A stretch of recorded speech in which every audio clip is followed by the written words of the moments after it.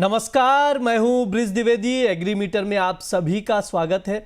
आज के एग्रीमीटर में हम सोयाबीन के बाजार पर बातचीत करेंगे। सोयाबीन पर विस्तार से बातचीत करने के लिए हमारे साथ जुड़ रहे हैं एग्रोकॉप इंटरनेशनल के head research Indrajit Paul. Indrajit sir, बहुत बहुत स्वागत है आपका द बोनस में। नमस्कार विज जी, धन्यवाद। नमस्कार सर, आज हम लोग सोयाबीन पर बातचीत करेंगे। मौजूदा समय में अगर देखें तो सोयाबीन की सप्लाई और ग्लोबल कीमतों को देखते हुए सर, घरेलू बाजार में सोयाबीन की डिमांड कैसी है? हाँ जी, जैसे हमने क्रशिंग डिमांड जो देखा था अक्टूबर मंथ में, करीब करीब थोड़ा अपसाइड ही था पिछले साल से, जो कि लगभग 1.05 मिलियन मतलब लाख टन्स का था उस टाइम पे। तो फिर पिछले साल के हिसाब से काफ़ी अच्छा था, और ये इसीलिए था कि जो हम सोया मील का एक्सपोर्ट्स देखें अक्टूबर में, ये भी काफ़ी बेहतरीन था पिछले साल के हिसाब से। तो क्रशिंग भी सही था, इवन करेंटली भी जो क्रश मार्जिन्स है वो भी सही चल रहा है।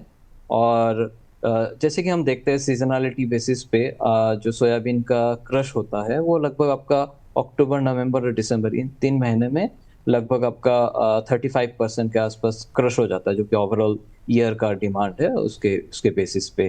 तो इस साल भी अच्छा ही था। और जो अक्टूबर का क्रश था, जैसे कि मैंने बताया, लगभग आपका 10 लाख टन के आसपास था, और पिछले साल ये लगभग 9.5 लाख के आसपास था।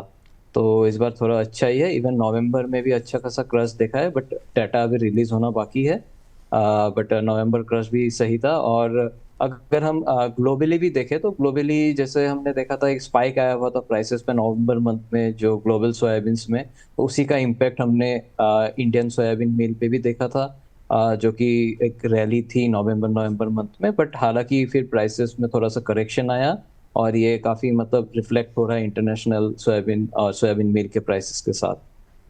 जी बिल्कुल सर, जैसा आपने जिक्र भी किया कि अक्टूबर के दौरान सोया मिल एक्सपोर्ट में भारी उछाल देखने को मिला है। सर, सबसे पहले मैं आपसे समझना चाहूँगा कि सोया मिल एक्सपोर्ट में बढ़ोतरी की वजह क्या है, और साथ ही ये भी बताइए क्या आगे एक्सपोर्ट डिमांड कैसी रहेगी? सोयाबीन मील का वही एक्सपोर्ट्स में जो बढ़ोतरी था अक्टूबर में, वो इसीलिए था कि हमने जो मेजर डेस्टिनेशंस जहां हमने एक्सपोर्ट किया, उसमें जैसे फ्रांस, जर्मनी जैसे नेशन, जो यूरोपियन नेशन से, इधर से हमने अच्छा खासा डिमांड देखा था। और बाकी बाकी नेशंस के बारे में बात करें, नेपाल जो कि एक मतलब कंटिन्यूअस बायर है इंडिया से, नेपाल ने भी अच्छा खासा इंपोर्ट्स किया इंडिया से। और बांग्लादेश भी इस बार इंपोर्ट किया अक्टूबर मंथ में, क्योंकि पिछले साल बांग्लादेश ने अक्टूबर में ज़्यादा कुछ इंपोर्ट किया नहीं था इंडिया से, बट इस साल इंडिया से काफ़ी इंपोर्ट किया। और म्यांमार ने भी अच्छा खासा इंपोर्ट किया। तो ये जो 5 डेस्टिनेशन से इनके तरफ से डिमांड अच्छा देखा गया है। और एक क्या था कि उसी टाइम पीरियड में जो था, इंडियन सोयाबीन मील का जो प्राइसेस का पैरिटी था इंटरनेशनल मार्केट में, काफ़ी लिक्रेटिव था, जिस वजह से डिमांड भी अच्छी थी इंडिया से। जी बिल्कुल सर, आवक पर भी नज़र डाल लेते हैं आंकड़ों पर। अक्टूबर के दौरान अगर देखें तो देश भर में सोयाबीन की आवक में 16.5% से ज़्यादा की गिरावट दर्ज की गई है। सर, आवक घटने की वजह से क्या सोयाबीन की कीमतों को सपोर्ट मिलने के आसार हैं? बिल्कुल। इस बार जैसे हमने अक्टूबर में देखा था, अक्टूबर के दौरान आवक इस बार स्लो डाउन था, क्योंकि इस बार हार्वेस्ट में थोड़ा दिक्कतें आई थी अनसीजनल रेनफॉल्स की वजह से, जिसके दौरान अराइवल्स इस बार अक्टूबर में ज़्यादा आ नहीं पाई। बट हाँ, नवंबर में अराइवल्स पीक हो गई है, क्योंकि जनरली क्या होता है कि अक्टूबर, नवंबर, दिसंबर, ये जो 3 महीना है, लगभग आपके 45 to 50% अराइवल्स आ जाते हैं मार्केट में, क्योंकि यही है जो मेजर डिमांड वाले मंथ्स होता है, जिसमें क्रशिंग भी अच्छी रहती है, इवन एक्सपोर्ट्स भी अच्छे रहते हैं। तो बट हालांकि अक्टूबर में हमने अराइवल्स कम देखा है, डिलेड इन हार्वेस्ट था। बट नवंबर में मेरा वही उम्मीद है, नवंबर दिसंबर में हम वो थोड़ा सा पीक देखेंगे अराइवल्स में। बट हाँ, जैसे कि प्रोडक्शन पिछले साल से डाउन साइड है, तो हो सके कि पिछले साल के हिसाब से अराइवल्स में थोड़ी सी डाउन तो रहेगी। बट हाँ, जैसे कि ये अक्टूबर, नवंबर और दिसंबर, ये 3 पीक मंथ्स है, तो हम हालांकि अक्टूबर में कम देखा है, बट नवंबर, दिसंबर में वो जो भी हमने स्लो डाउन देखा था, वो थोड़ा रिकवरी हम देख लेंगे अराइवल साइड से। और अराइवल्स कम होने से प्राइसेस में एज ऑफ नाउ तो कुछ इम्पैक्ट हम देख नहीं रहे हैं, क्योंकि जैसे मैंने बताया कि अक्टूबर में जो स्लो डाउन था, वो नवंबर और दिसंबर में रिकवरी होने के चांसेस काफ़ी है। और आगे चल के जैसे मान लीजिए डाउन द लाइन जनवरी के बाद जब अराइवल्स में थोड़ा सा स्लो डाउन, अराइवल्स पेस में स्लो डाउन शुरू होगी, तब थोड़ा प्राइसेस पे सपोर्ट देख सकते हैं। बट वो भी काफ़ी हद तक डिपेंड करता है कि सोया मील का डिमांड कैसा रहता है इंटरनेशनल मार्केट में, डोमेस्टिक मार्केट में, और ग्लोबल प्राइसेस कैसे मूव आउट करते हैं। सर ये भी बताइए कि 2025-26 के लिए देश में सोयाबीन की बैलेंस शीट कैसी है और आगे सप्लाई को लेकर क्या स्थिति रहेगी? 25-26 का जो बैलेंस शीट है, जैसे कि प्रोडक्शन नंबर्स अगर हम बात करें, जो कि इंडस्ट्री के साइड से नंबर्स आ रहा है करीब 105 लाख टन की, और इवन गवर्नमेंट का नंबर्स भी इन एंड अराउंड ही है इंडस्ट्री के नंबर्स से, और लगभग 16 से 17% डिक्लाइन है प्रोडक्शन में, क्योंकि हमने इस बार एक्रेजेस भी काफ़ी कम देखे थे। उसके बाद फिर अनसीजनल रेंज से ईल्ड में भी काफ़ी इम्पेक्ट आई। तो सारे ये फैक्टर्स मिला के जो है प्रोडक्शन इस बार डाउन साइड है। और बिगिनिंग स्टॉक भी जो था, हमने जो कैरी फॉरवर्ड स्टॉक देखे थे पिछले साल से, वो भी करीब करीब 7 लाख टन के आसपास था, जो कि पिछले साल से 2 लाख टन डाउन साइड ही था। तो ओवरऑल जो सप्लाईज है इस बार थोड़ा सा टाइटर ही है कंपेयर टू प्रीवियस ईयर। और बाकी जो भी है डिमांड पैटर्न है वो तो लगभग सेम ही रहेंगे पिछले साल जैसे। बट हाँ, एक्सपोर्ट्स, सोया मील एक्सपोर्ट्स कैसा रहता है वो थोड़ा ध्यान देना पड़ेगा, क्योंकि पिछले साल हमने लगभग 19 लाख टन, 19.5 लाख टन के एक्सपोर्ट्स देखे थे इंडिया से, और इससे पहले वाले साल हमने लगभग 23 लाख टन के एक्सपोर्ट्स देखे थे। तो इस साल कैसा रहेगा वो थोड़ा ध्यान देना पड़ेगा। मेरे हिसाब से तो इस बार भी 19-20 लाख टन तक सोया मील की एक्सपोर्ट्स हो सकती है। और अगर ऐसा ही एक्सपोर्ट्स डिमांड रहता है इंटरनेशनल मार्केट से, तो ऑब्वियसली प्राइसेस पे थोड़ा सा सपोर्टिव तो रहेंगे आगे चल। जी बिल्कुल। जैसा सर आपने जिक्र भी किया कि 2025 के लिए इंडस्ट्री और सरकार की ओर से सोयाबीन प्रोडक्शन में कमी का अनुमान जारी किया गया है। सर मैं आपसे समझना चाहूँगा कि आपके हिसाब से सोयाबीन उत्पादन कितना कम रहने का अनुमान है? जो मेरा पर्सनल बैलेंस शीट है या जो मेरा पर्सनल व्यूज़ है, उसके हिसाब से प्रोडक्शन लगभग आपका 90 से 95 लाख टन होना चाहिए। जिस तरीके से हमने एक्रेजेस डाउन देखा, या जिस तरीके से ईल्ड में जो इम्पैक्ट आया, या पेस्ट इन्फेस्टेशन भी था कई सारे एरियाज में, येलो मोज़ेक डिजीज भी देखा था हमने। तो ये सारे फैक्टर्स मिला के जो मेरा पर्सनल व्यू है वो लगभग 90 से 95 के रेंज में है, और more bias towards the lower side. Like मेरा व्यू वही 90 के आसपास ही ज़्यादा मैं सहमत हूँ। और पिछले साल के हिसाब से जो डाउन साइड है वो भी लगभग आपका 17-18% का ही डाउन साइड में देख रहा हूँ। सर एक चीज़ आपसे समझना चाहूँगा मैं, उत्पादन में कमी है और आवक घटने के बावजूद भी हम लोग देख रहे हैं बीते एक महीने में प्रमुख मंडियों में सोयाबीन की कीमतों में कमजोरी देखने को मिल रही है। भाव अभी भी एमएसपी के नीचे ही है।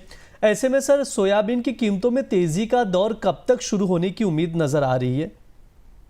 हाँ, जैसे कि मैं इस जो आउटलुक है इसको मैं 3 हिस्सों में बांटना चाहूँगा। एक तो नियर टर्म, मिड टर्म और लेट सीजन क्या रहेगा। तो नियर टर्म में मेरे हिसाब से जो प्राइसेस है लगभग ये 4450 रुपीज़ से 4700 रुपीज़ पर क्विंटल, इंदौर मार्केट का जो हम एनसीडीएस के प्राइसेस देखते हैं उसके हिसाब से, तो ये रेंज रहने का अनुमान है। क्योंकि हमने रिसेंटली भी देखा है जो प्राइसेस था वो लगभग आपका 4700 4750 के इसी रेंज से ही वापस करेक्शन आया हुआ है। इसके ऊपर प्राइसेस जा नहीं पाए, और वो भी एक रीजन था कि इंटरनेशनल मार्केट में रिकवरी थी, जिसके हिसाब से मतलब इधर भी हमने देखा था। बट एज एंड व्हेन फिर इंटरनेशनल मार्केट भी थोड़ा सा अभी एक रेंज बाउंड मोड में ही चल रहा है। काफ़ी कोई फैक्टर्स अभी इन एंड अराउंड दिख नहीं रहे हैं। तो उस हिसाब से जो नियर टर्म है, लगभग मान के चलिए दिसंबर से जैन का जो पीरियड है उसमें 4450 4700 का रेंज है। मिड टर्म में जैसे मान लीजिए जैन और जैसे फैब तक का हम जो देख रहे हैं वो लगभग 4500 से 4780 का एक लेवल्स देख रहे हैं। और लेट सीजन में जैसे अगर 4780 का जो ये लेवल है, अगर ये ब्रेकआउट देता है और हायर लेवल्स पे सस्टेन भी करता है, तब हम प्राइसेस को एक 4900 से 5000 के लेवल्स में ऑन द अपर साइड देख सकते हैं। और इसमें कुछ ऐसे रिस्क है या जिस हिसाब से मतलब प्राइसेस को ऊपर जाना चाहिए, जो अपसाइड कैटलिस्ट हम बोलते हैं, वो क्या है कि अगर अराइवल्स काफ़ी स्लो डाउन रहे पूरे साल, जैसे क्या होता है कि जब प्राइसेस ऊपर जाने की उम्मीद होती है तो फार्मर्स भी थोड़ा होल्ड बैक करते हैं अपने मटेरियल को। बट इस साल का फैक्टर थोड़ा देखना पड़ेगा, क्योंकि पिछले 2-3 सीजन में हमने सोयाबीन के प्राइसेस को काफी मतलब ज़्यादा अपसाइड जाते हुए नहीं देखा है। तो इस बार वही देखना पड़ेगा कि अगर उम्मीद से ज़्यादा अराइवल स्लो डाउन है, उम्मीद से ज़्यादा प्रोडक्शन डाउन है और स्ट्रॉन्गर सोया मिल एक्सपोर्ट्स का भी डिमांड रहेगा, तो आगे चल के हम थोड़ा बहुत इसमें जो 5000 का लेवल्स है वो आ सकता है। और इसमें डाउन साइड रिस्क वही है कि जैसे हम देख रहे हैं कि ग्लोबल बैलेंस शीट काफ़ी ओवर सप्लाइड है, क्योंकि यूएस का भी प्रोडक्शन लगभग ठीक ठाक है पिछले साल के हिसाब से। और बाकी जैसे साउथ अमेरिकन नेशन से ब्राज़ील और अर्जेंटीना, इधर से तो रिकॉर्ड सप्लाईज आ रहे हैं। तो कुल मिला के सारे ओरिजिन्स जो है मेजर सब ओवर सप्लाइड ही है। तो हालांकि इंटरनेशनल प्राइसेस में भी ज़्यादा अपसाइड जाने का तो चांसेस दिख नहीं रहा है। तो उसी उसी हिसाब से जो ये डाउन साइड रिस्क है वो ग्लोबल बेसिस पे एक बना रहेगा। सर एक बार वापस से समझा देंगे शॉर्ट टर्म और मीडियम टर्म जो सोयाबीन का प्राइस आउटलुक है? शॉर्ट टर्म में 4450 से 4700 एंड मीडियम टर्म में 4500 से 4780। जी बिल्कुल, ये एक जो शॉर्ट टर्म और मीडियम टर्म में सर का नज़रिया है, स्क्रीन पर आप देख सकते हैं। सर थोड़ा सा इसको विस्तार से एनालिसिस कर सकते हैं जो रेंज आप बता रहे हैं?